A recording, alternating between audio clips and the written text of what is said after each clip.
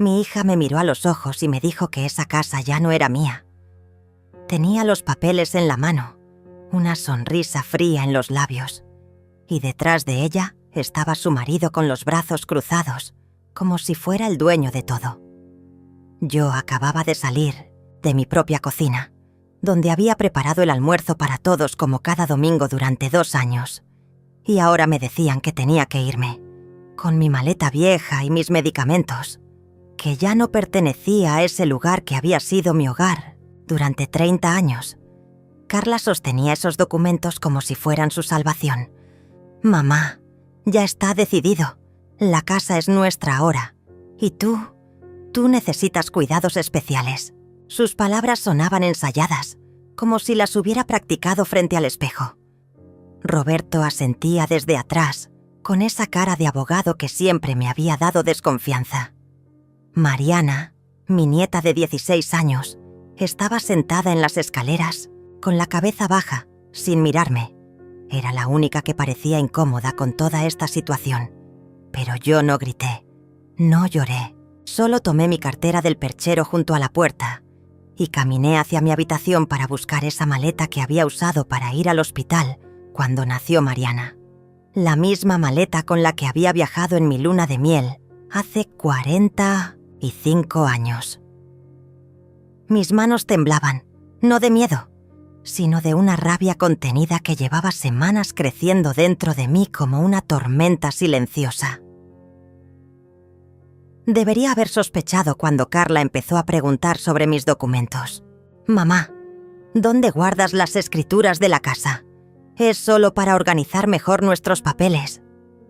O cuando Roberto comenzó a acompañarme a las citas médicas sin que yo se lo pidiera. «Elena, a su edad es mejor que tenga compañía. Uno nunca sabe qué puede pasar». Sus voces ahora resonaban en mi memoria como campanadas de alarma que había ignorado por completo. La casa olía a canela y café, como siempre los domingos. Había puesto las cortinas nuevas que Carla había elegido la semana pasada. Esas cortinas beige que combinaban con los cojines del sofá. «Te van a encantar, mamá. Van a hacer que la sala se vea más moderna». Ahora entendía por qué había insistido tanto en cambiar la decoración. Ya se estaba apropiando de todo, pieza por pieza, decisión por decisión. Mientras guardaba mi ropa en la maleta, escuchaba sus voces en la sala. Hablaban en susurros, pero las paredes de esta casa son delgadas y yo conozco cada sonido. «¿Estás seguro de que los papeles están en orden?», preguntaba Carla. «Tranquila, todo está perfecto. Ella firmó todo lo que necesitábamos», respondía Roberto con esa seguridad arrogante que tanto me molestaba. «Además, tenemos los informes médicos que confirman su condición». Mi condición. Esa palabra me golpeó como una bofetada. Habían estado construyendo una narrativa sobre mí, creando una versión de Elena que convenía a sus planes. Una mujer mayor, frágil, confundida, incapaz de manejar sus propios asuntos. Una mujer que necesitaba ser rescatada de sí misma por su familia, amorosa y preocupada. Mariana apareció en la puerta de mi habitación.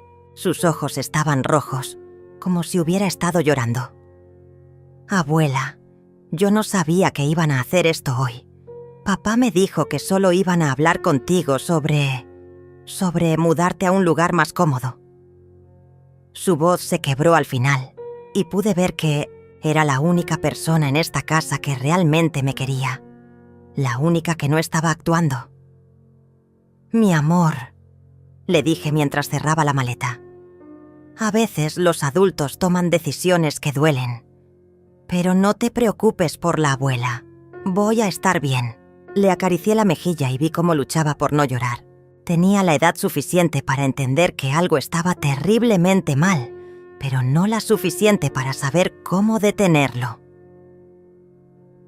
Cuando bajé con mi maleta, Carla ya había llamado a un taxi. Todo estaba perfectamente orquestado. Roberto tenía su teléfono en la mano, probablemente grabando para tener evidencia de lo cooperativa que había sido yo durante mi salida. «Mamá, es lo mejor para todos. Vas a estar mucho mejor en un lugar donde puedan cuidarte apropiadamente». El taxi llegó rápido, demasiado rápido, como si lo hubieran estado esperando. El conductor, un hombre mayor con cara amable, me ayudó con la maleta sin hacer preguntas. Probablemente había visto escenas como esta antes. Familias que se deshacen, ancianos que son trasladados como paquetes de un lugar a otro. Antes de subir al taxi, me volteé para mirar mi casa una última vez. La casa donde había criado a Carla, donde había llorado la muerte de mi esposo, donde había visto crecer a Mariana. Las ventanas brillaban con la luz del atardecer, y por un momento pareció que la casa misma me estaba diciendo adiós. Carla cerró la puerta detrás de mí sin despedirse. 3 meses antes de ese domingo terrible, todo había comenzado de manera tan inocente. Carla había llegado a casa con una botella de vino y esa sonrisa que reservaba para las ocasiones especiales. «Mamá, tengo una propuesta que te van a encantar», me había dicho mientras servía 2 copas en la cocina. La luz de la tarde entraba por la ventana creando patrones dorados sobre la mesa de madera que había pertenecido a mi madre. Roberto había perdido su trabajo en el bufete donde trabajaba. Algo sobre recortes de personal y reestructuración, pero Carla lo explicaba con evasivas que no terminaban de convencerme. «Es temporal, mamá, pero mientras tanto, estamos pasando por una situación complicada con la renta del apartamento». Tomó un sorbo de vino y me miró con esos ojos que ponía cuando era niña y quería algo. «Pensamos que tal vez podríamos venir a vivir aquí contigo, solo por un tiempo». La casa se sentía tan vacía desde que murió Eduardo. Sus pasos ya no resonaban por los pasillos, su risa ya no llenaba la sala por las noches. Los domingos eran especialmente silenciosos, sin sus programas de fútbol sonando en la televisión. Cuando Carla me propuso que vinieran a vivir conmigo, pensé que era la respuesta a mis oraciones. Compañía, vida, risas de niños corriendo por las escaleras otra vez. «Pero mamá», continuó Carla, jugueteando con el pie de su copa, «para que todo sea más fácil, más legal, sería mejor si hiciéramos una transferencia oficial de la propiedad. Nada complicado, solo un traspaso familiar. Así no tendríamos problemas con impuestos o trámites burocráticos cuando llegue el momento de... Bueno, cuando llegue el momento de mi muerte». Eso era lo que no se atrevía a decir. Pero tenía sentido, ¿no es cierto? Era más inteligente hacer las cosas correctamente desde el principio. Eduardo siempre decía que los papeles en orden evitaban problemas futuros. Es una forma de proteger el patrimonio familiar. Agregó Roberto, que acababa de llegar del trabajo con su maletín de cuero y esa corbata azul que siempre usaba los viernes. La cena esa noche fue especial. Carla había traído los ingredientes para hacer mi plato favorito: pollo a la plancha con esas hierbas que cultivo en el jardín trasero. Mariana ayudó a poner la mesa con el mantel bordado que había sido regalo de boda de mi suegra. Todo se sentía tan familiar, tan correcto. Una familia reunida alrededor de una mesa, compartiendo historias del día, riendo por las travesuras del gato de los vecinos. «Abuela, ¿puedo quedarme en el cuarto de arriba?», preguntó Mariana mientras comíamos el postre. «El que tiene la ventana que da al jardín».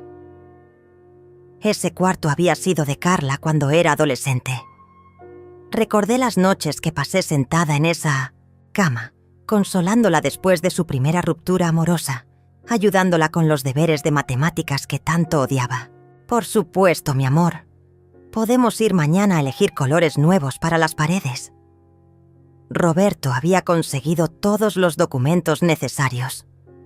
«Elena, usted solo necesita firmar aquí y aquí», me decía señalando líneas específicas en papeles que parecían oficiales y complicados. «Es solo formalidad legal.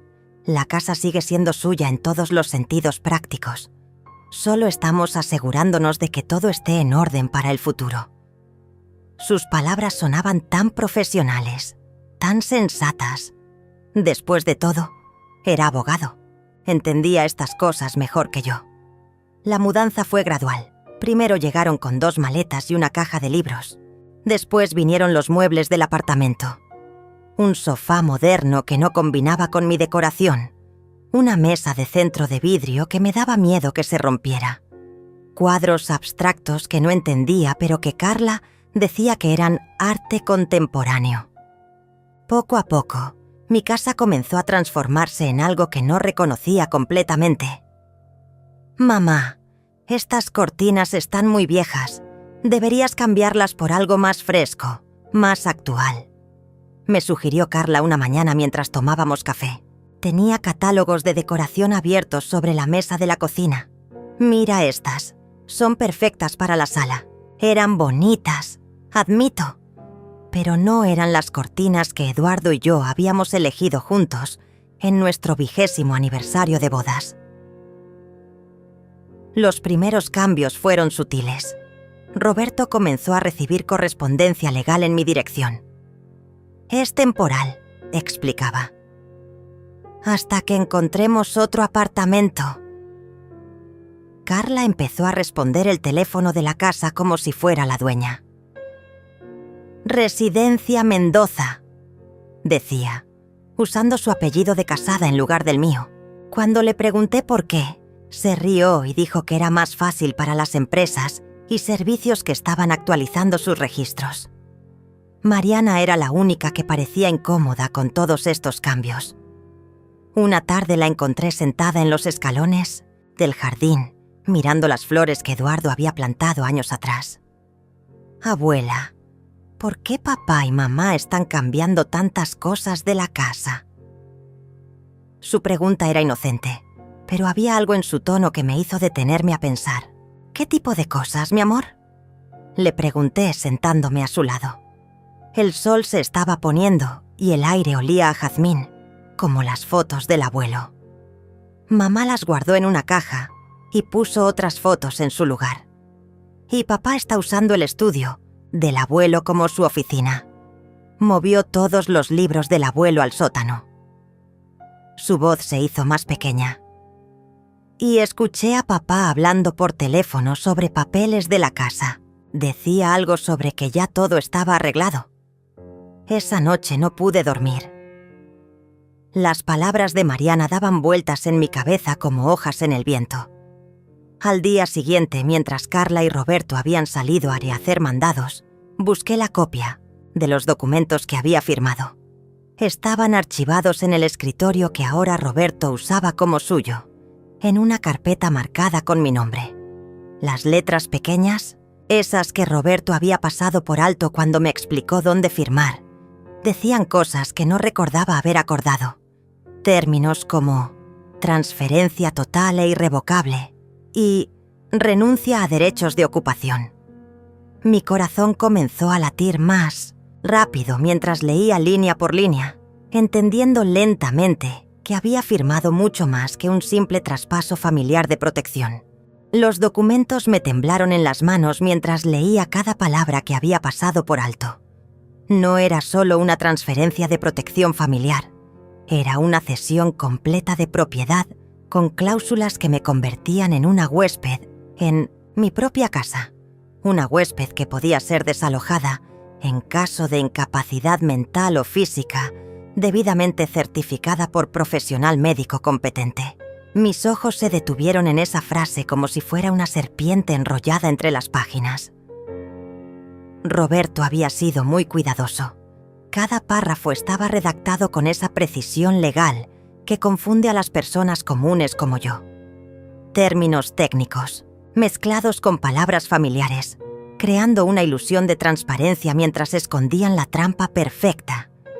Había firmado mi propia sentencia de desalojo sin siquiera darme cuenta. Esa tarde, cuando regresaron del supermercado, observé a Carla con otros ojos. La forma en que organizaba los productos en M.A. Cocina, como si fuera suya. cómo Roberto se dirigía directamente al estudio de Eduardo sin pedirme permiso, como si ya fuera su territorio conquistado. Pequeños gestos de apropiación que antes había interpretado como familiaridad, ahora revelaban su verdadera naturaleza. «Mamá, el doctor Ramírez llamó para confirmar tu cita de mañana», me dijo Carla mientras guardaba los vegetales en el refrigerador. No recordaba haber pedido una cita con el doctor Ramírez. Mi médico de cabecera era el doctor Silva, que me atendía desde hacía 15 años. «¿Doctor Ramírez? No conozco a ningún doctor Ramírez». «Es un geriatra, mamá. Roberto pensó que sería bueno que tuvieras una evaluación más especializada.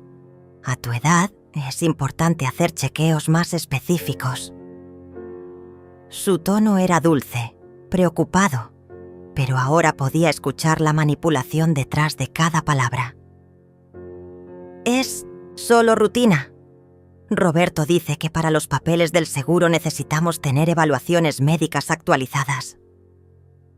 Roberto apareció en la cocina con una sonrisa demasiado amable. «Elena, el doctor Ramírez es excelente. Se especializa en adultos mayores y sus necesidades específicas. Va a poder evaluarla completamente y darnos recomendaciones para mantenerla saludable y segura». Sus palabras sonaban ensayadas, como un guión que había practicado. Esa noche, esperé hasta que toda la casa estuviera en silencio.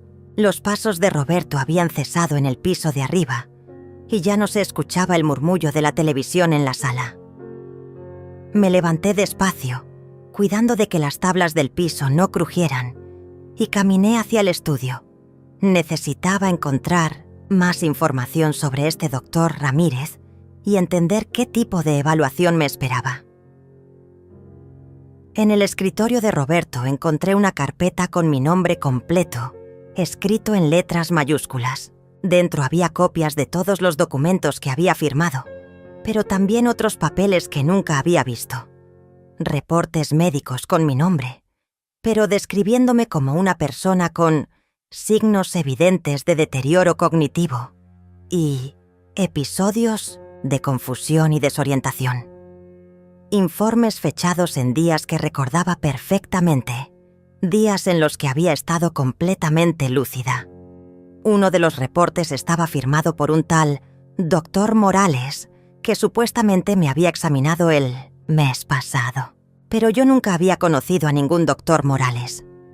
El informe describía una consulta que nunca había ocurrido, síntomas que nunca había experimentado y recomendaciones para supervisión familiar constante debido a riesgo de deterioro progresivo. Mi corazón latía tan fuerte que temí despertar a toda la casa. Estaban construyendo un expediente médico falso, documentando una demencia que no existía, creando evidencia de una incapacidad mental que justificaría cualquier decisión que quisieran tomar sobre mi vida. Cada cita médica que Roberto había insistido en acompañarme, cada pregunta aparentemente inocente sobre mi memoria, cada sugerencia sobre mi confusión, había sido parte de un plan meticulosamente diseñado. Fotografié cada documento con mi teléfono, cuidando de que el flash no se encendiera. Mis manos temblaban, pero logré capturar cada página, cada firma falsificada, cada fecha inventada. Cuando terminé, guardé todo exactamente como lo había encontrado y regresé a mi habitación con el corazón acelerado y la mente más clara de lo que había estado en meses. Al día siguiente, durante el desayuno, Mariana me miró de una forma extraña, como si hubiera estado observándome y hubiera notado algo diferente. «Abuela, ¿dormiste bien? Te ves, no sé, como preocupada». Su inocente observación me confirmó que necesitaba ser más cuidadosa. No podía permitir que Roberto y Carla sospecharan que había descubierto su plan. «Solo son los nervios por la cita médica de hoy, mi amor», le respondí con una sonrisa que esperé fuera convincente. «A mi edad Uno siempre se pone un poco ansioso antes de ver a un doctor nuevo. Roberto levantó la vista de su periódico. No se preocupe, Elena. El doctor Ramírez es muy amable y profesional. Solo va a hacerle algunas preguntas rutinarias y tal vez algunos ejercicios simples para evaluar su estado general. Su seguridad me dio escalofríos. Ya sabía exactamente qué tipo de evaluación me esperaba y qué resultados iba a producir. En 1900, el consultorio del doctor Ramírez, todo se desarrolló exactamente como había imaginado. Preguntas diseñadas para confundirme, ejercicios de memoria presentados de manera confusa, interrupciones constantes de Roberto aclarando mis respuestas. Elena a veces se confunde con las fechas. Decía, la semana pasada no recordaba qué día era su cumpleaños. Mentira tras mentira, construyendo la narrativa de una mujer en deterioro mental. El doctor Ramírez tomaba notas constantemente, asintiendo cuando Roberto describía episodios de confusión que nunca habían ocurrido. Cuando intenté corregir alguna de estas falsedades, me miraba con esa expresión condescendiente que los médicos reservan para pacientes que consideran no confiables. Señora Elena, es muy común que las personas en su situación no recuerden estos episodios, me explicó el doctor con voz suave y paternalista. La memoria puede ser muy selectiva, especialmente cuando comenzamos a experimentar ciertos cambios relacionados con la edad. Salí de esa consulta oficialmente diagnosticada, con deterioro cognitivo leve con tendencia progresiva, un diagnóstico que Roberto guardó cuidadosamente en su carpeta, junto con todos los otros documentos falsos que habían estado acumulando. La evidencia médica que necesitaban para justificar cualquier decisión sobre mi futuro estaba completa. Esa noche, mientras cenábamos en silencio, Mariana dejó caer su tenedor y me miró directamente a los ojos. Abuela, tú estás bien, ¿verdad? Quiero decir, realmente bien.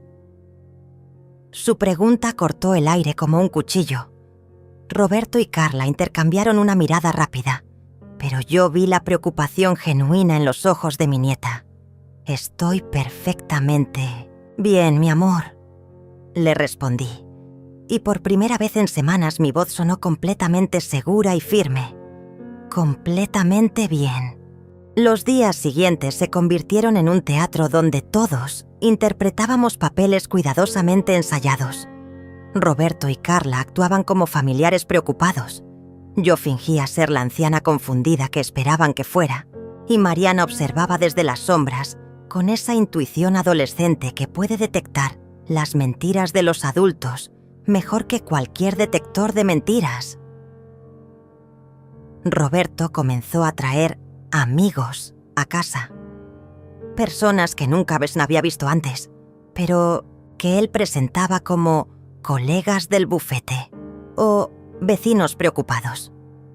Venían a tomar café por las tardes y conversaban sobre mi situación, como si yo no estuviera presente. «Es tan triste cuando pasa esto», decía una mujer de cabello gris, que supuestamente vivía en la cuadra. Mi madre pasó por lo mismo. Al final, fue un alivio cuando la familia tomó las decisiones por ella. Carla había comenzado a grabar videos en la casa. Pequeños clips que subía a sus redes sociales mostrando el cuidado amoroso que le daban a su madre enferma. «Miren cómo mamá disfruta de su jardín», decía la cámara enfocando mis manos mientras regaba las plantas. Es importante mantener rutinas familiares para personas con su condición. Los comentarios de sus amigas eran predecibles. «¡Qué hija tan devota! ¡Qué suerte tiene tu mamá de tenerte! Es una santa por cuidarla así». Pero lo que más me aterrorizaba era la forma en que habían comenzado a aislarme. Mis amigas ya no podían visitarme porque mamá se agita mucho con las visitas. Mi línea telefónica había desarrollado problemas misteriosos que hacían que las llamadas se cortaran constantemente. «Es la compañía telefónica», explicaba Roberto. Ya reporté el problema, pero dijeron que puede tomar semanas arreglarlo. Una tarde, mientras Roberto estaba en una reunión y Carla había salido de compras, Mariana se acercó a mí en el jardín. Se sentó en el banco donde Eduardo solía leer el periódico los domingos y me miró con esos ojos que habían heredado de mi difunto esposo. «Abuela, necesito contarte algo», susurró, mirando hacia la casa para asegurarse de que estuviéramos solas. Anoche escuché a papá y mamá hablando en su cuarto. Papá decía que ya tenían suficientes evidencias para el próximo paso. Mamá preguntó si estaba seguro de que funcionaría y papá dijo que tenía todo controlado, que en unas semanas más tú estarías en un lugar donde recibirías el cuidado apropiado. Sus palabras me golpearon como piedras, pero su valentía al contármelo me llenó de orgullo y terror al mismo tiempo. «¿Qué más escuchaste, mi amor?», le pregunté, tratando de mantener mi voz calmada, aunque mi corazón estuviera corriendo como un caballo desbocado. Papá mencionó algo sobre un lugar llamado Residencia San Miguel. Dijo que ya había hablado con la directora y que tenían una habitación disponible para casos especiales. Mamá preguntó sobre el dinero y papá dijo que con la casa vendida tendrían suficiente para todo. Mariana se acercó más a mí. «Abuela, yo sé que tú estás bien. No entiendo por qué dicen que estás enferma. Esa noche, después de que toda la casa se durmiera, busqué información sobre la Residencia San Miguel en mi computadora. Lo que encontré me heló la sangre. Era una institución privada especializada en cuidado de adultos mayores con deterioro cognitivo severo. Las reseñas en línea hablaban de pacientes que ingresaban y nunca más recibían visitas, de familias que donaban las propiedades de sus ancianos para pagar los costos de internación, de personal que se daba a los residentes para mantenerlos tranquilos y manejables. Roberto había elegido cuidadosamente un lugar donde yo desaparecería lentamente, donde mis protestas serían interpretadas como síntomas de mi enfermedad, donde nadie cuestionaría las decisiones legales que mi amorosa familia había tomado en mi nombre. Y mientras yo me desvanecía en una habitación pequeña, ellos vivirían en mi casa, disfrutarían de mi dinero y recibirían las condolencias de todos por la difícil carga que habían sobrellevado cuidando a una madre enferma. La escalada se volvió más agresiva después de eso. Roberto comenzó a recibir llamadas que atendía en voz alta, asegurándose de que yo escuchara fragmentos de las conversaciones. «Sí, doctor, entendemos que es urgente». «No, ella no está cooperando con el tratamiento». «Sí, creemos que la hospitalización voluntaria sería lo mejor para todos». Carla empezó a invitar a más testigos a la casa. Vecinos que nunca me habían prestado atención, pero que ahora venían a tomar té y susurraban sobre mis episodios. «Ayer la vi hablando, sola en el jardín», mentía la señora Rodríguez de la casa de al lado. «Y la semana pasada me saludó como si no me conociera». Cada visita agregaba otra capa a la narrativa de mi supuesta demencia. El momento más terrorífico llegó cuando encontré a Roberto instalando nuevas cerraduras en las puertas. «Es por seguridad, Elena», me explicó con esa sonrisa falsa que había perfeccionado.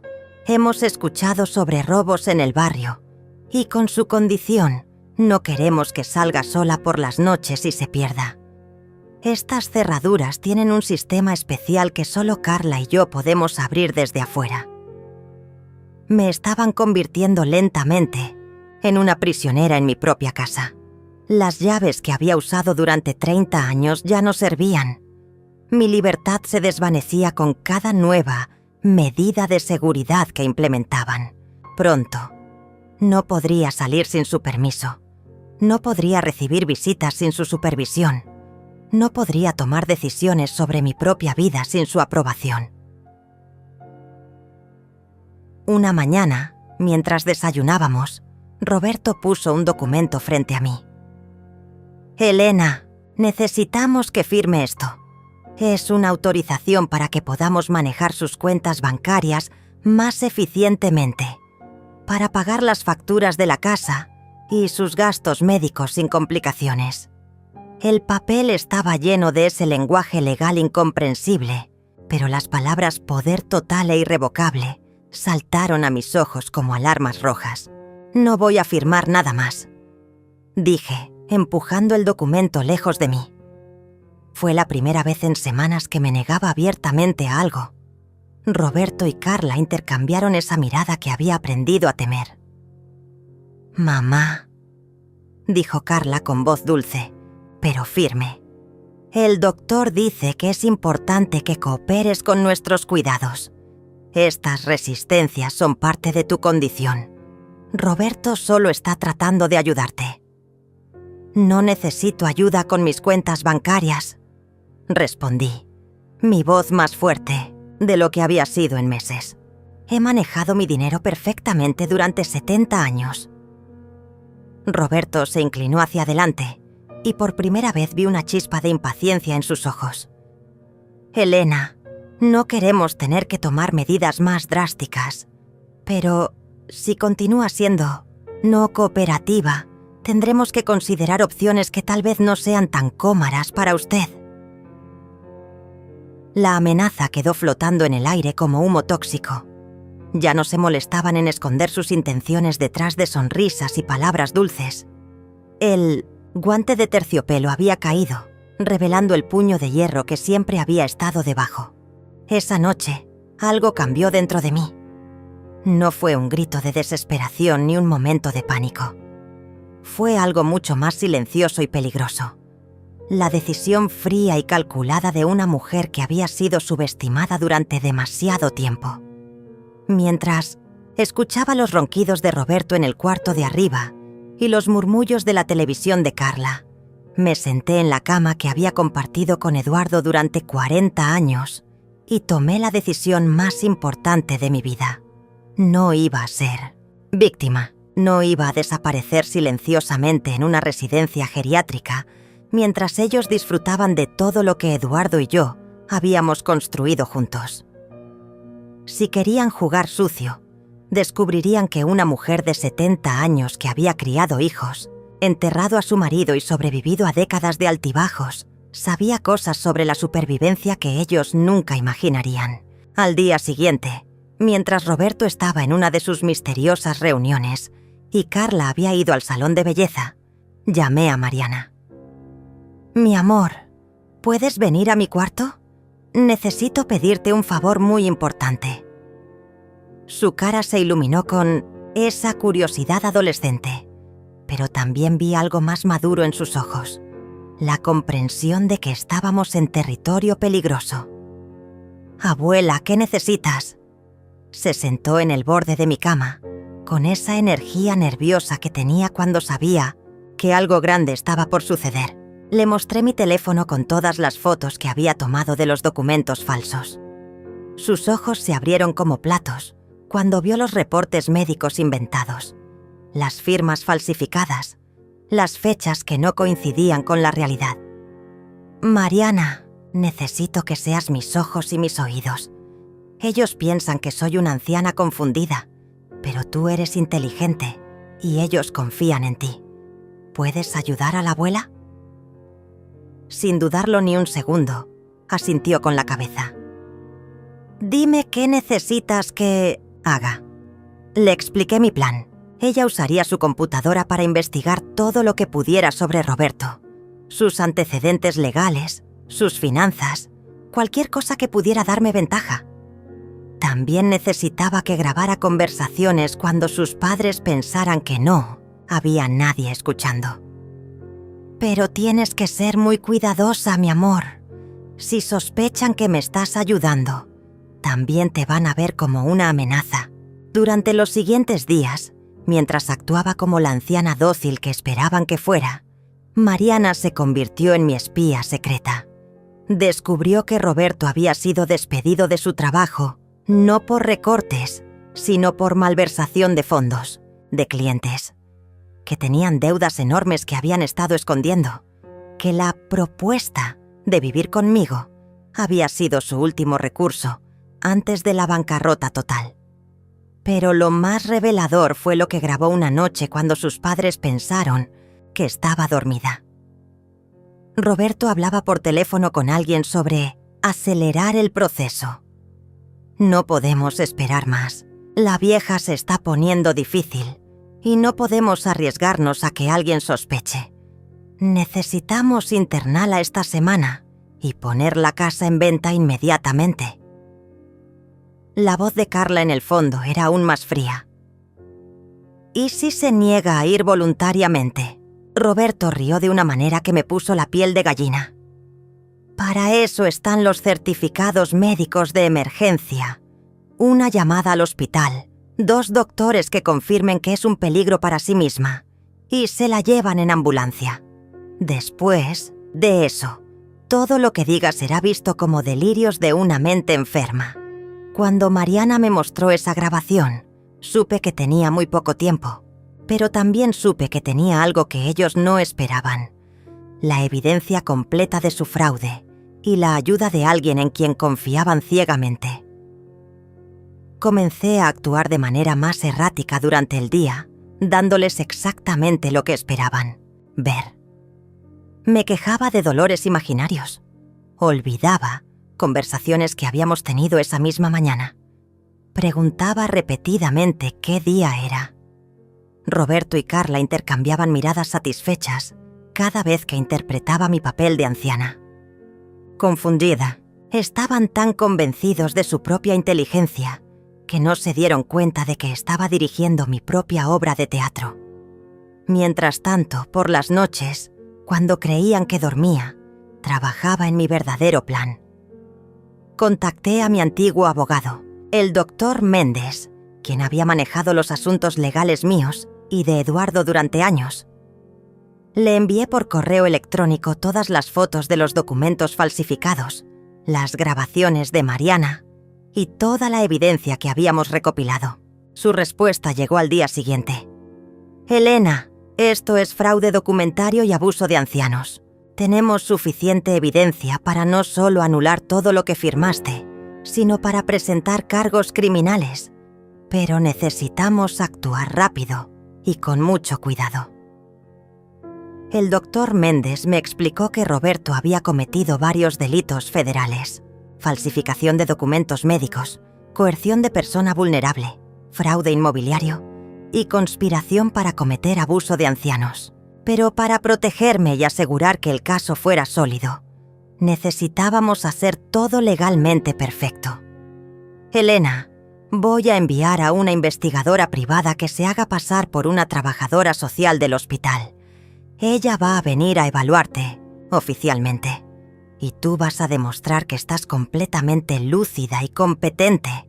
Mientras tanto, vamos a preparar una orden judicial para recuperar tu propiedad y arrestar a Roberto por fraude». También me aconsejó algo que no había considerado: cambiar inmediatamente todas mis contraseñas bancarias y alertar a mis bancos sobre el fraude potencial.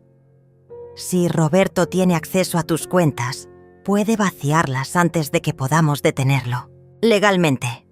Esa noche, mientras Roberto roncaba satisfecho en el cuarto que había sido de Eduardo, me levanté silenciosamente y cambié cada contraseña, cada código de seguridad, cada acceso que tenía a mi vida financiera. También transferí la mayor parte de mi dinero a una cuenta nueva que abrí en línea, una cuenta de la que ellos no sabían nada. Cuando terminé, me senté en la cocina con una taza de té de manzanilla y miré hacia el jardín donde Eduardo había plantado rosas rojas para nuestro aniversario. Por primera vez en meses, sonreí genuinamente. Roberto y Carla habían cometido el error más grande de sus vidas. Habían subestimado a una mujer que había aprendido a ser fuerte mucho antes de que ellos nacieran. Al día siguiente, Mariana me trajo noticias aún más perturbadoras. Había encontrado en la computadora de Roberto un borrador de esquela funeraria. Mi esquela funeraria, fechada para dentro de 6 meses, describiendo mi larga lucha contra la demencia y agradeciendo a mi devota familia por su incansable cuidado durante mis últimos días difíciles. No planeaban solo robarme la casa y el dinero. Planeaban acelerar mi muerte en esa residencia geriátrica, probablemente con medicación excesiva o accidentes médicos convenientes. La esquela ya estaba redactada, esperando solo la fecha exacta de mi fallecimiento. Esa fue la gota que derramó el vaso. Ya no se trataba solo de recuperar mi propiedad o mi dignidad, se trataba de salvar mi vida. El doctor Méndez trabajaba con la precisión de un cirujano y la paciencia de un cazador. Durante los siguientes días, mientras Roberto y Carla aceleraban sus planes para internarme, nosotros preparábamos una trampa legal que los tomaría completamente desprevenidos. La investigadora privada, María Santos, llegó exactamente como habíamos planeado. Una mujer de mediana edad con portapapeles y credenciales oficiales del Departamento de Servicios Sociales. Buenos días, soy María Santos del Departamento de Bienestar de Adultos Mayores, anunció en la puerta principal. Roberto abrió con esa sonrisa nerviosa que ponía cuando algo lo tomaba por sorpresa. Hemos recibido una solicitud de evaluación domiciliaria para la señora Elena Mendoza. Es rutina cuando hay aplicaciones para cuidado especializado. Pude ver cómo el cerebro de Roberto trabajaba rápidamente, tratando de entender si esto era bueno o malo para sus planes. Carla apareció detrás de él, secándose las manos en un trapo de cocina. Por supuesto, pase por favor. Mi madre está en la sala. Como mencionamos en nuestros reportes, ha tenido días muy difíciles últimamente. María Santos entró con esa eficiencia profesional que inspiraba confianza inmediata. Llevaba una carpeta gruesa y una grabadora digital. Necesito hablar con la señora Mendoza a solas, como requiere el protocolo. Después podré entrevistar a los familiares. Roberto empezó a protestar, pero ella lo interrumpió con autoridad. Son regulaciones federales, señor. No hay excepciones. Cuando nos quedamos solas en la sala, María me miró con ojos que brillaban de inteligencia y complicidad. Señora Elena, voy a hacerle algunas preguntas estándar, pero quiero que responda con toda honestidad y claridad. Esta entrevista será grabada y podrá ser usada como evidencia legal. Durante la siguiente hora, demostré punto por punto que estaba completamente lúcida. Recité fechas, números de teléfono, direcciones de familiares lejanos. Resolví problemas matemáticos complejos, narré eventos históricos con precisión y expliqué detalladamente la situación de fraude que estaba viviendo. María documentó cada respuesta, cada demostración de competencia mental, cada evidencia de que los reportes médicos anteriores eran completamente falsos. Ahora voy a entrevistar a sus familiares, me dijo antes de salir. Recuerde, señora Elena, mantenga su actuación hasta que yo regrese con las autoridades apropiadas. La entrevista con Roberto y Carla fue una obra maestra de manipulación psicológica. María los dejó hablar libremente, y ellos, creyendo que estaba de su lado, revelaron detalles que los incriminaron completamente. Roberto describió mi deterioro progresivo, con términos médicos específicos que solo alguien inventando síntomas utilizaría. Carla proporcionó fechas exactas de episodios que María ya sabía que eran fabricados. ¿Y ustedes han consultado con médicos sobre estos episodios?, preguntó María con tono profesional. Por supuesto, respondió Roberto con esa confianza arrogante que había perfeccionado. Tenemos reportes completos del doctor Ramírez y del doctor Morales. Ambos confirman el diagnóstico de demencia progresiva y recomiendan internación inmediata. María tomó notas cuidadosamente. ¿Podría proporcionarme copias de esos reportes médicos? Necesito verificar las credenciales de los doctores para nuestros archivos. Roberto trajo orgulloso toda la carpeta de documentos falsificados.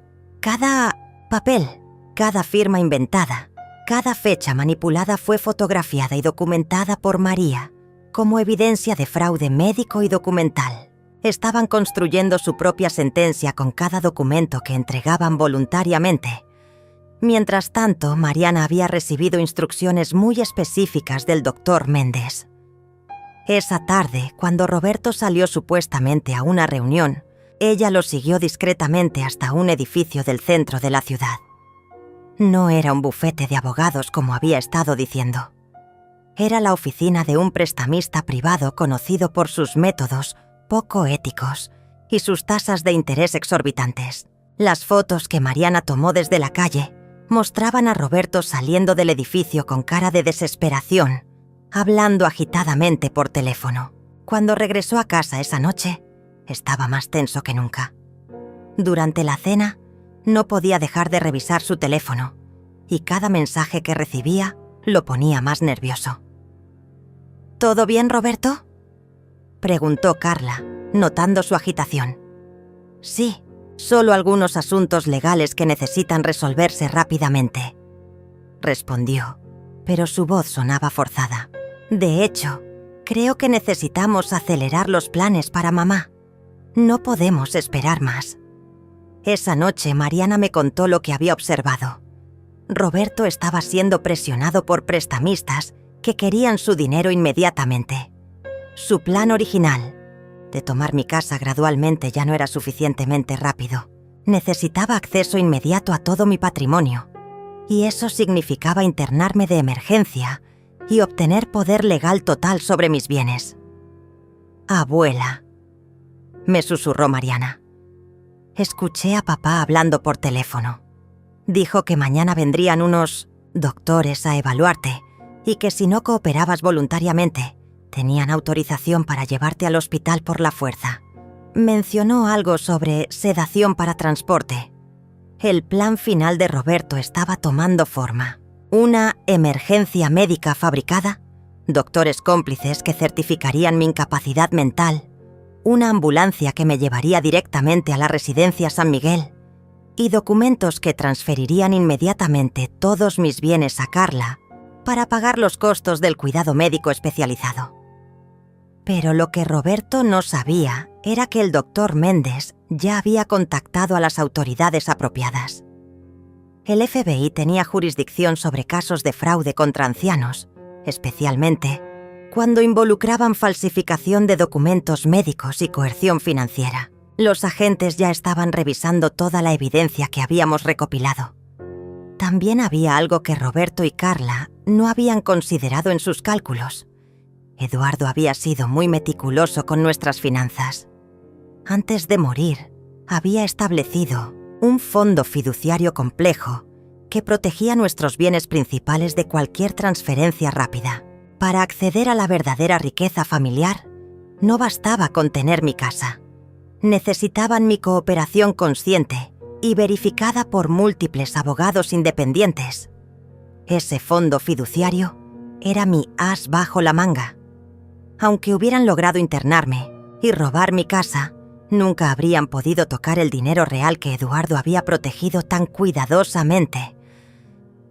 Irónicamente, su avaricia los había llevado a cometer delitos graves por una fracción de lo que realmente creían que estaban robando.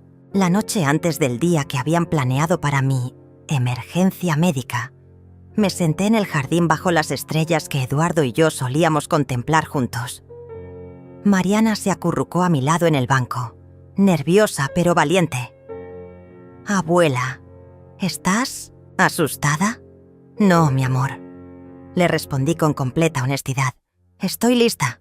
En mi bolso tenía una copia de todos los documentos que probarían la inocencia y la competencia mental que nunca había perdido. En mi teléfono tenía las grabaciones que expondrían cada mentira que habían construido.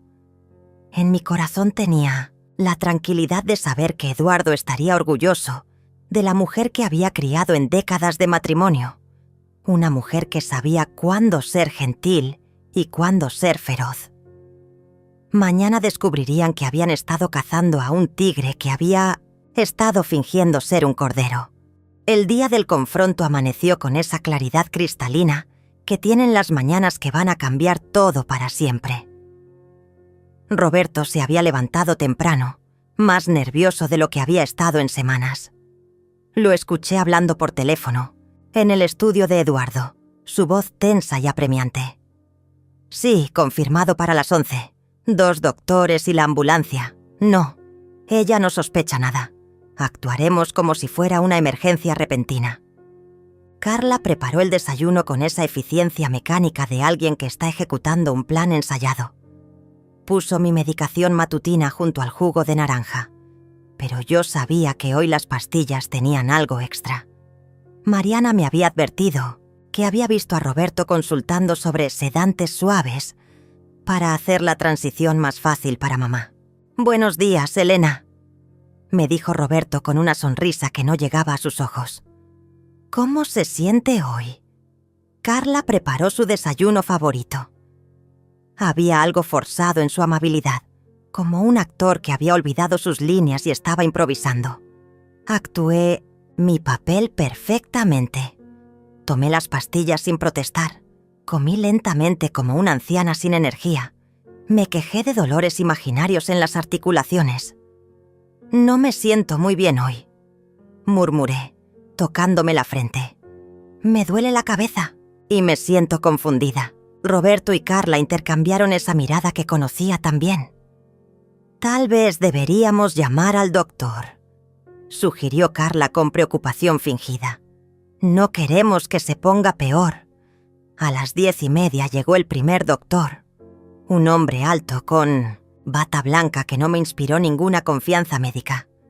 Sus credenciales parecían auténticas, pero algo en sus movimientos me decía que estaba más cómodo con documentos que con pacientes reales. «Señora Mendoza, soy el doctor Vázquez. Su familia me llamó porque están preocupados por algunos síntomas que ha estado experimentando». El segundo doctor llegó minutos después, más joven, más nervioso, revisando constantemente un papel que tenía en el bolsillo, como si fueran instrucciones que no podía olvidar. «Doctor Herrera», se presentó con una sonrisa que temblaba ligeramente. «Vamos a hacerle una evaluación rápida». Sus preguntas estaban diseñadas para confundir a cualquier persona mayor. «¿Qué año es? ¿En qué ciudad estamos? ¿Puede contar hacia atrás desde 100 de 7 en 7? Pero las hacían interrumpiéndome constantemente, contradiciéndome cuando daba respuestas correctas y tomando notas cada vez que parecía dudar. «Señora Mendoza», dijo el doctor Vázquez después de su evaluación, «creo que necesita atención médica inmediata. Sus síntomas indican una crisis que requiere hospitalización especializada». Roberto asintió gravemente. «Doctor, ¿qué tan serio es? Necesitamos actuar rápidamente, muy rápidamente», respondió el doctor Herrera, mirando su reloj. «De hecho, he llamado a una ambulancia que debería estar llegando en cualquier momento. En estos casos, cada minuto cuenta». Carla tomó mi mano con esa falsa ternura que había perfeccionado. «Mamá, los doctores dicen que necesitas ir al hospital. Solo por unos días, para que te hagan estudios y te ayuden a sentirte mejor». La ambulancia llegó exactamente a las 11, como Roberto había coordinado. 2 paramédicos entraron con una camilla, actuando como si fuera una emergencia real, pero sin la urgencia que acompaña a las verdaderas crisis médicas. «¿La paciente es la señora Mendoza?», preguntó uno de ellos, consultando un papel. «Transferencia a Residencia San Miguel por crisis geriátrica». Fue en ese momento que decidí terminar con la actuación. «No voy a ningún lado», dije con voz clara y firme, incorporándome en mi silla. El cambio en mi tono fue tan dramático que todos en la habitación se quedaron inmóviles. «Y ustedes van a salir de mi casa inmediatamente». Roberto se acercó, con esa sonrisa condescendiente que tanto odiaba. «Elena, está confundida. Los doctores dicen que necesita... Los doctores dicen mentiras. Lo interrumpí, mirándolo directamente a los ojos. Igual que usted, Roberto. Igual que tú, Carla. El doctor Vázquez trató de intervenir. Señora Mendoza, esta resistencia es típica en pacientes con su condición. Es importante que coopere con el tratamiento. Me levanté de la silla con una energía que los tomó completamente desprevenidos. Mi condición es estar perfectamente lúcida y consciente de que ustedes son unos estafadores. En ese momento exacto, sonó el timbre de la puerta. Roberto se quedó paralizado, sin saber si abrir o ignorarlo. El timbre sonó de nuevo, más insistente esta vez. Después escuchamos una voz con autoridad. «FBI, abran la puerta». La cara de Roberto se puso del color de la ceniza. Carla dejó caer la taza de café que tenía en las manos y el sonido del cristal rompiéndose contra el piso resonó como un disparo en el silencio repentino.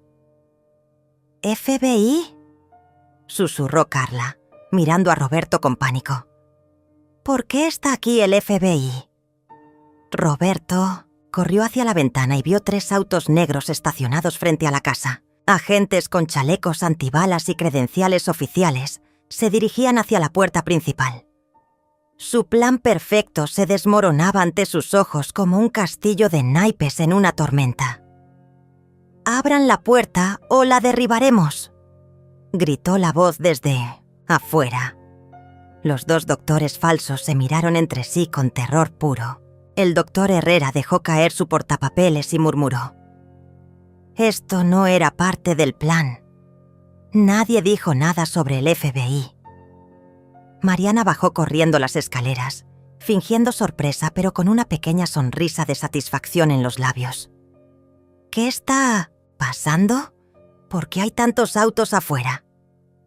Roberto finalmente caminó hacia la puerta con pasos vacilantes, como un hombre caminando hacia su propia ejecución. Cuando abrió, 3 agentes federales entraron con esa eficiencia profesional que no permite discusión.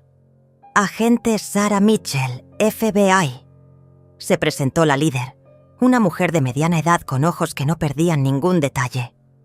«Tenemos órdenes de arresto por fraude documentario, abuso de ancianos y conspiración criminal». Mostró una orden judicial oficial. Roberto Mendoza está bajo arresto por múltiples cargos federales relacionados con fraude contra personas mayores. El doctor Vázquez trató de escabullirse hacia la puerta trasera, pero se encontró con otros 2 agentes que ya habían rodeado la casa. Doctores Vázquez y Herrera también están bajo arresto por participación en conspiración de fraude médico y falsificación de documentos oficiales. Carla se derrumbó en el sofá, finalmente entendiendo la magnitud de lo que había perdido. «Mamá, tú sabías. Todo este tiempo, tú sabías lo que estábamos haciendo. Todo este tiempo», le respondí con una calma que me sorprendió a mí misma. «Ustedes pensaron que era una anciana tonta e indefensa, pero resulta que una mujer que ha vivido 70 años aprende 1 o 2 cosas sobre supervivencia». La agente Mitchell se acercó a mí con respeto profesional. «Señora Mendoza, ¿se encuentra bien? ¿Necesita atención médica después de esta experiencia?» «Estoy perfectamente bien, agente», respondí. «De hecho, me siento mejor de lo que me he sentido en meses». Mientras ponían las esposas a Roberto, él me miró con una mezcla de incredulidad y rabia. «¿Cómo? ¿Cómo lo supiste?» «Roberto», le dije mientras los agentes lo llevaban hacia la puerta. «El primer error que cometiste fue subestimar a una mujer que enterró a su marido, crió a su familia y sobrevivió a más crisis de las que tú puedes imaginar. El segundo error fue tocar a mi nieta como peón en tu juego sucio. Los paramédicos de la ambulancia verdadera que había llamado el FBI me revisaron rápidamente y confirmaron lo que ya sabíamos. Estaba en perfecta salud mental y física. Los paramédicos falsos que Roberto había contratado fueron arrestados como cómplices». Cuando se llevaron a Roberto, Carla y los doctores fraudulentos, la casa finalmente quedó en silencio. Mariana se acercó a mí y me abrazó fuertemente. «Abuela, ¿cómo pudiste actuar tan bien? Realmente pensé que estabas asustada». «Estaba asustada, mi amor», le confesé, acariciando su cabello. «Pero a veces, el miedo es lo que nos da la fuerza para hacer lo que es necesario». Los días siguientes a los arrestos fueron una mezcla extraña de silencio y caos controlado. La casa que había sido mi prisión volvió a ser mi hogar, pero las cicatrices emocionales tardaron más en sanar que los procedimientos legales. Mariana se quedó conmigo mientras resolvíamos la situación legal de Carla, quien había sido liberada bajo fianza, pero enfrentaba cargos federales que podrían significar años de cárcel. El doctor Méndez llegó esa misma tarde con una carpeta llena de documentos que anulaban todo lo que había firmado bajo coerción. «Helena, legalmente, nunca perdiste la propiedad de tu casa. Todos los documentos que Roberto preparó son nulos por fraude y coerción. Además, hemos congelado todas las cuentas bancarias que él había intentado manipular». Pero lo más satisfactorio fue cuando la agente Mitchell me mostró todo lo que habían descubierto durante la investigación. Roberto no solo me había estado estafando a mí, tenía un historial de esquemas similares con otros clientes ancianos cuando trabajaba en el bufete. Su despido no había sido por recortes. Había sido despedido por robar fondos de fideicomiso de una viuda de 80 años que nunca se atrevió a denunciarlo. Su valentía al denunciar este caso, me explicó la agente, ha abierto investigaciones sobre al menos otros 5 casos similares. Roberto Mendoza dirigía una red de estafa especializada en adultos mayores vulnerables. Los doctores falsos resultaron ser actores contratados a través de una agencia que se especializaba en situaciones médicas teatrales. Habían pensado que era para una película independiente sobre demencia. Cuando se dieron cuenta de que estaban participando en un crimen real, cooperaron completamente con las autoridades a cambio de inmunidad. La parte más difícil fue lidiar con Carla. 3 días después de su arresto, vino a la casa acompañada de su abogado defensor. Se veía demacrada, derrotada, como si hubiera envejecido 10 años en una semana.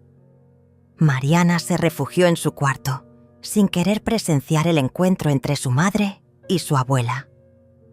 «Mamá», me dijo Carla, sentándose en el mismo sofá donde había actuado como hija preocupada durante meses. «No esperaba que fuera tan lejos. Al principio realmente pensamos que era lo mejor para todos».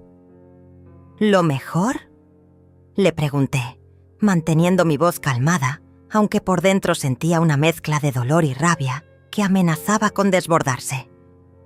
«Falsificar reportes médicos era lo mejor. ¿Planear mi muerte prematura era lo mejor? ¿Convertir a tu propia hija en cómplice era lo mejor?» Su abogado, un hombre joven que parecía incómodo con toda la situación, intervino. «Señora Mendoza, mi clienta está dispuesta a declararse culpable de los cargos menores a cambio de testificar contra Roberto, quien fue claramente el cerebro de toda la operación». «Tu cliente», le respondí sin apartar la mirada de Carla, «es mi hija, y durante 45 años la crié para ser mejor que esto». Carla comenzó a llorar, pero no eran lágrimas de arrepentimiento genuino. Eran lágrimas de autocompasión, de alguien que lamentaba haber sido atrapada más que haber cometido el crimen. «Mamá, estábamos desesperados. Roberto perdió el trabajo, teníamos deudas enormes, iban a embargarnos todo. Cuando vimos que tú tenías esta casa tan grande y tanto dinero guardado. ¿Y por eso decidieron matarme lentamente?» Mi voz se endureció como acero. «Porque encontré la esquela funeraria que Roberto había preparado. Carla, Vi las investigaciones sobre medicamentos que aceleran el deterioro cognitivo. No se trataba solo de robar mi dinero. Se trataba de eliminarme. El color desapareció de su cara. Su abogado miró los papeles con expresión de pánico creciente. Evidentemente, Carla no le había contado esa parte del plan a su defensor. Mamá, eso era solo una contingencia. Roberto dijo que si las cosas se complicaban, necesitábamos tener planes alternativos. Yo nunca habría permitido que te lastimaran realmente, pero sí permitiste que me secuestraran. Le dije con una frialdad que me sorprendió. Permitiste que doctores falsos vinieran a mi casa. Permitiste que me sedaran para llevarme a una institución donde planeaban acabar conmigo. Y todo mientras sonreías y me decías que me querías. Se levantó bruscamente, caminando hacia la ventana donde Eduardo solía pararse para mirar su jardín. ¿Y ahora qué, mamá? ¿Vas a arruinar mi vida completamente? ¿Vas a hacer que Mariana crezca sin madre? Yo no arruiné tu vida, Carla. Le respondí con una tristeza que me llegaba hasta los huesos. Tú tomaste esas decisiones. Yo solo me defendí. Su abogado intentó mediar. Señora Mendoza, entendemos que está lastimada, pero Carla es una madre soltera que cometió errores por desesperación.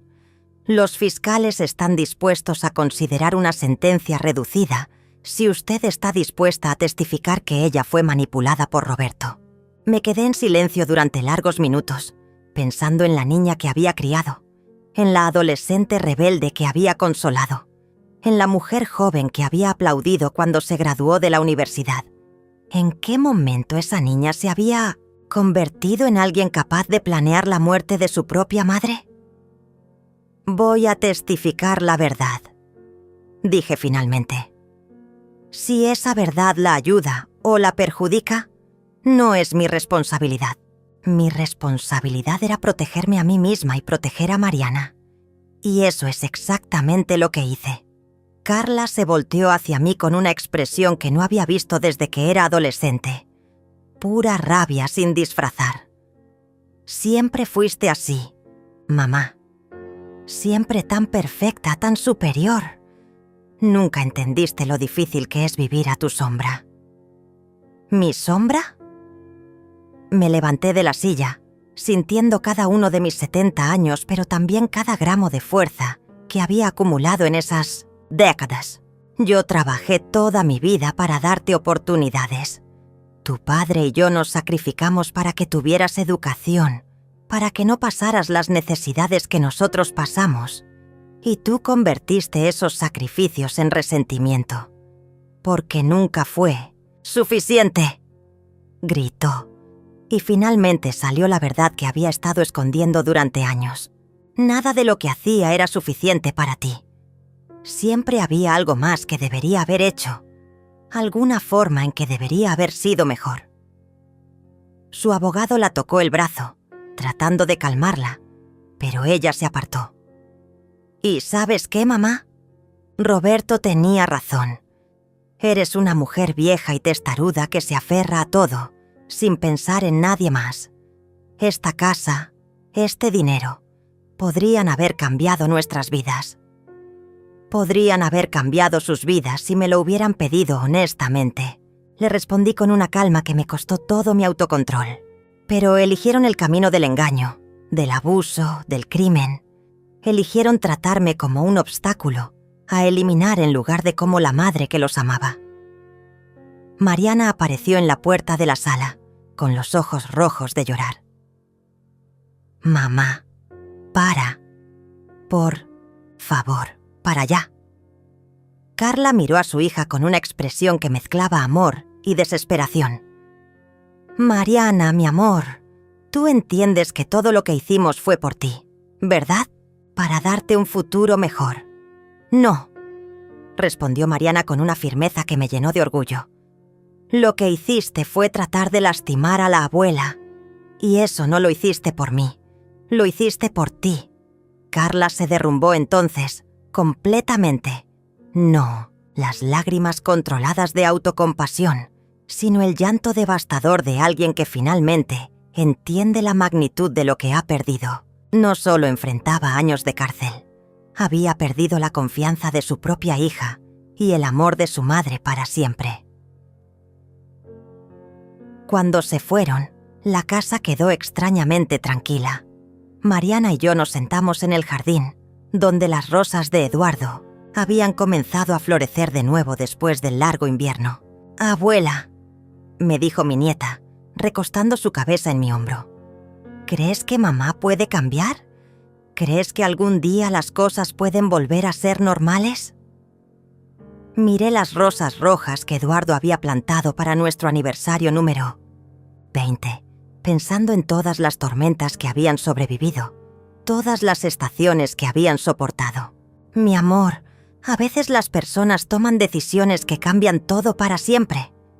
Tu mamá tendrá que vivir con las consecuencias de sus decisiones, igual que nosotras tendremos que vivir con las nuestras. ¿Te arrepientes de haberla denunciado?» «No, me arrepiento de haberme protegido», le respondí honestamente. «Pero sí me duele que haya sido necesario».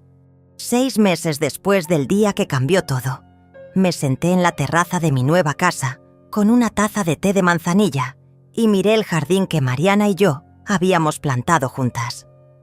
No era el mismo jardín que Eduardo había cuidado durante décadas, pero tenía algo que el anterior había perdido en sus últimos años: esperanza renovada. La casa antigua la vendí una semana después de que terminaran todos los procedimientos legales.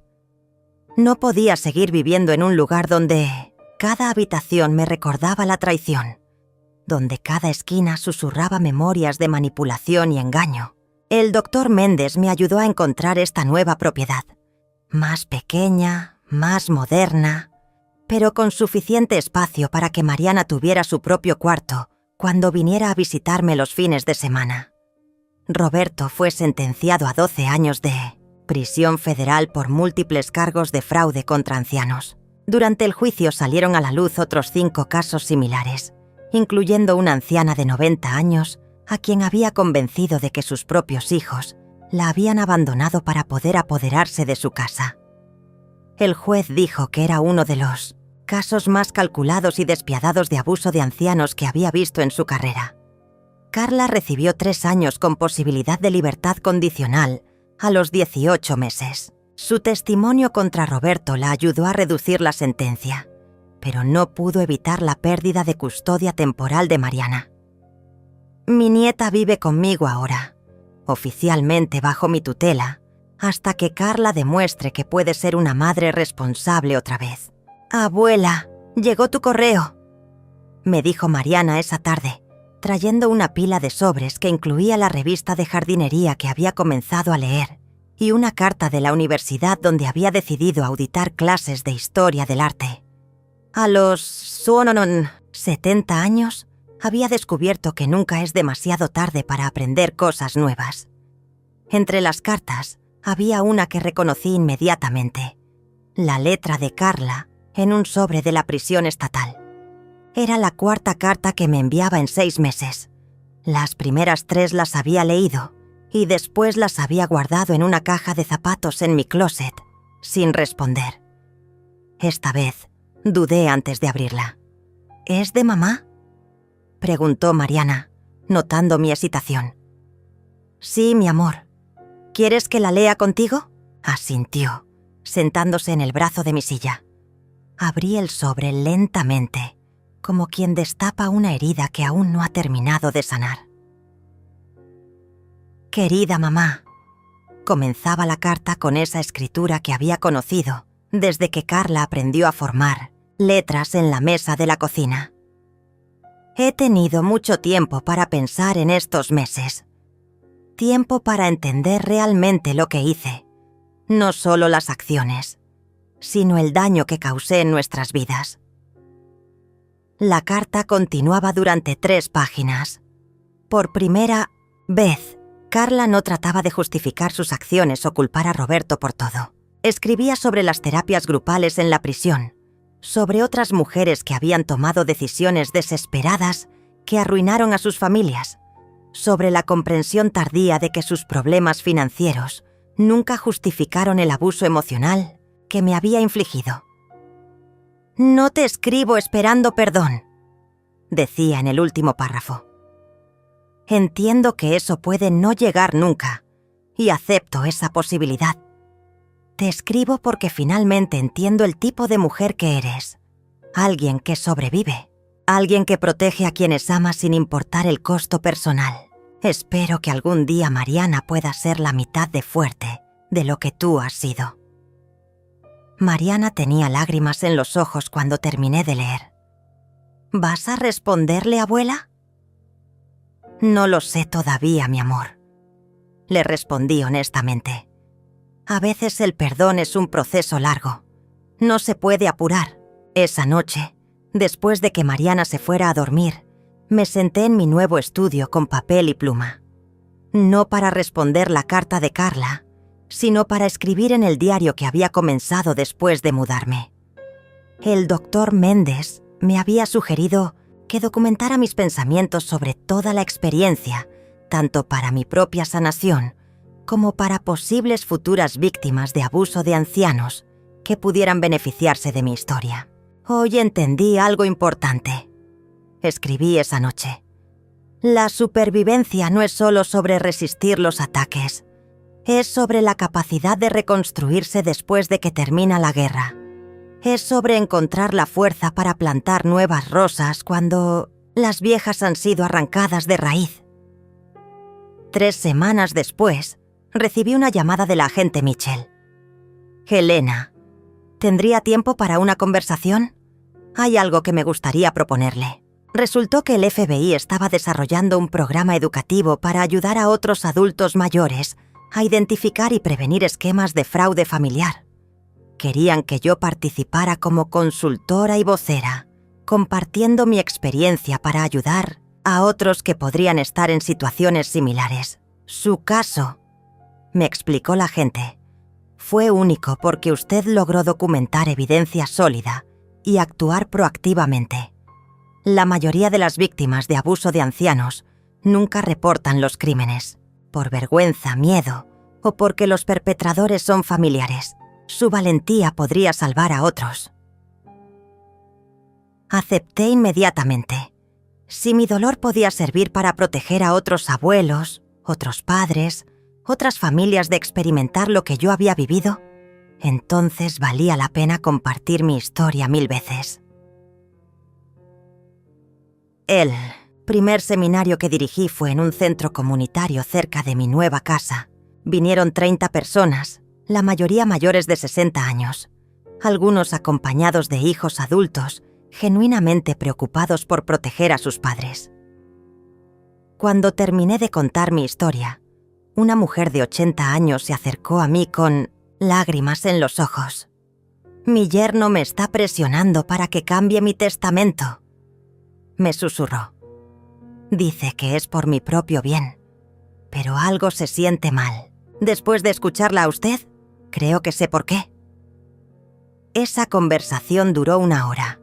Al final, la ayudé a contactar con el doctor Méndez, quien ahora se especializaba en casos de protección de adultos mayores.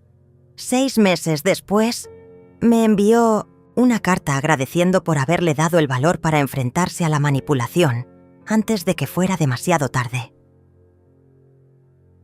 En mi primer año como consultora del FBI, ayudé directa o indirectamente a prevenir 17 casos de fraude contra ancianos.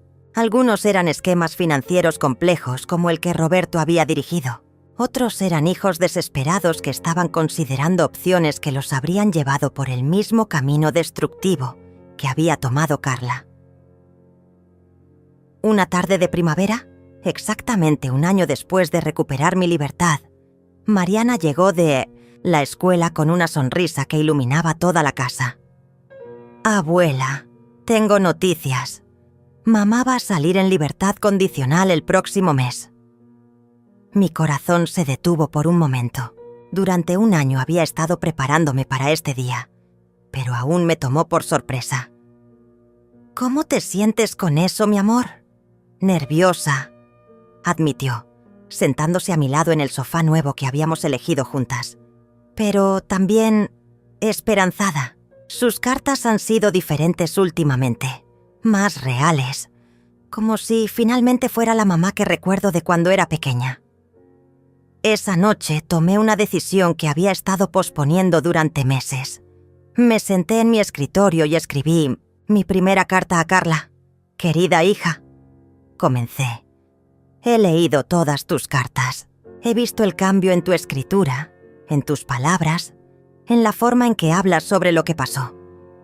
No sé si estoy lista para el perdón completo, pero estoy lista para conversaciones. Mariana te extraña, y a pesar de todo, yo también extraño a la hija que criamos tu padre y yo. Cuando salgas», continué, «vas a encontrar un mundo diferente. Mariana ha crecido un año en sabiduría que equivale a 5 años normales. Yo he cambiado también. Ya no soy la misma mujer que era fácil de manipular o de silenciar. Pero si realmente has cambiado, si realmente estás lista para ser la madre y la hija que Mariana y yo necesitamos, entonces podemos comenzar de nuevo. Despacio», escribí al final, «con honestidad, con respeto mutuo y con la comprensión de que la confianza, una vez rota, debe ser reconstruida piedra por piedra». Sellé la carta esa misma noche y la llevé al correo al día siguiente. 2 semanas después, recibí su respuesta. Solo una línea. «Gracias por darme una segunda oportunidad. No la voy a desperdiciar». No sé si Carla realmente ha cambiado. No sé si nuestra familia puede sanarse completamente. Pero sí sé que soy una mujer diferente de la que era hace un año. Ya no soy solo una sobreviviente. Soy alguien que ha aprendido que la verdadera fuerza no viene de la amargura o de la venganza, sino de la capacidad de establecer límites claros mientras mantienes el corazón abierto a la posibilidad de renovación. Cuando Mariana se gradúe de la secundaria el próximo año, va a recibir una beca completa para estudiar Derecho. Quiere especializarse en protección de adultos mayores. Alguien tiene que continuar lo que tú empezaste, abuela, me dijo. Alguien tiene que asegurarse de que lo que nos pasó a nosotras no le pase a otras familias. Esa noche, sentada en mi jardín nuevo bajo las estrellas, que Eduardo y yo solíamos contemplar juntas, entendí algo que me llenó de paz profunda. No había perdido mi familia en esa terrible experiencia. La había encontrado. Había descubierto quién era realmente cuando todo lo demás fue despojado. Y había criado una nieta que entendía que la verdadera fuerza viene de proteger a los vulnerables, no de aprovecharse de ellos.